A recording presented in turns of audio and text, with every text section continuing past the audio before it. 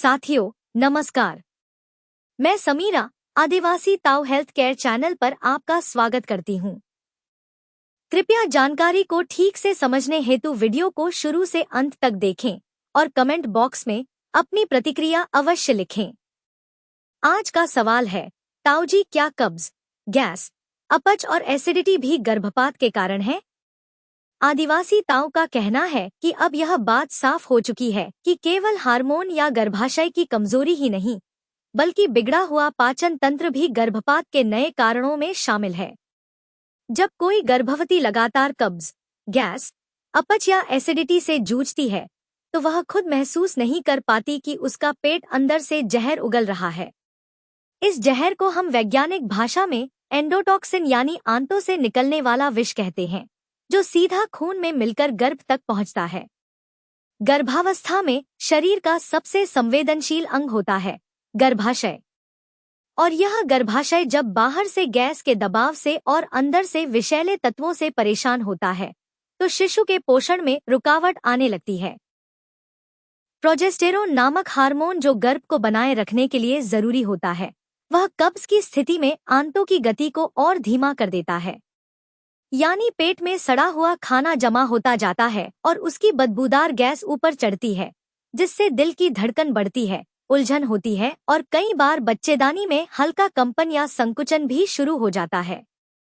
ताऊ कहते हैं कि आपने शायद सुना होगा कि कुछ औरतों को मल त्याग के दौरान इतना जोर लगाना पड़ता है कि उससे पेट के निचले हिस्से पर दबाव बन जाता है।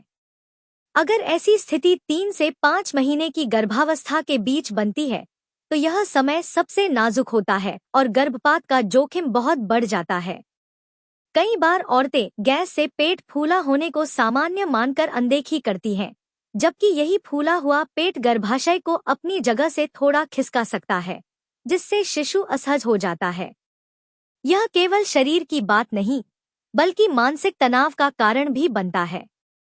पेट ठीक न हो तो नींद नहीं आती, बेचैनी बढ़ती है और मां का शरीर कोर्टिसोल यानी तनाव हार्मोन से भरने लगता है, जो गर्भ की सुरक्षा के लिए हानिकारक होता है। ताऊ के अनुसार अगर गर्भधारण से पहले ही स्त्री का पाचन तंत्र ठीक कर दिया जाए और गर्भ के दौरान हल्का, सुपाच्य और सादा भोजन कराया जाए, तो इन खतरों से बचा जा सकता है। इसलिए गर्भवती स्त्री को कब्ज दूर करने के लिए रेशेदार फल खाना एवं गुनगुना पानी पीना चाहिए। बेलगिरी और मुलेठी जैसे देसी उपाय भी सुरक्षित माने जाते हैं। विज्ञान की बात करें तो 2017 में British journal of obstetrics and gynaecology में छपी एक स्टडी में बताया गया कि जिन गर्भवती महिलाओं को तीसरे से 15वें सप्ताह के बीच लगातार एसिडिटी और कब्ज की शिकायत रही, उनमें गर्भपात की दर सामान्य महिलाओं से करीब 35% अधिक पाई गई। ताऊ का अंतिम जरूरी संदेश, कोई भी बूटी या दवा उपचारक की देखरेख और सलाह से ही लें। यदि जानकारी उपयोगी लगी हो तो इसे लाइक करें, चैनल को सब्सक्राइब करें और वीडियो को शेयर करें। आपकी भी कोई समस्या हो तो ताऊ को लिखें और पुरानी, जटिल और लाइलाज समझी जाने वाली बीमारियों के ऑनलाइन प्राकृतिक समाधान हेतु और घर बैठे ऑर्गेनिक देशी जड़ी बूटियों तथा जर्मन होम्योपैथिक मेडिसिन की हेल्थ केयर किट मंगवाने के लिए स्क्रीन पर दिए गए व्हाट्सएप नंबर पर अभी संपर्क करें। जोहार।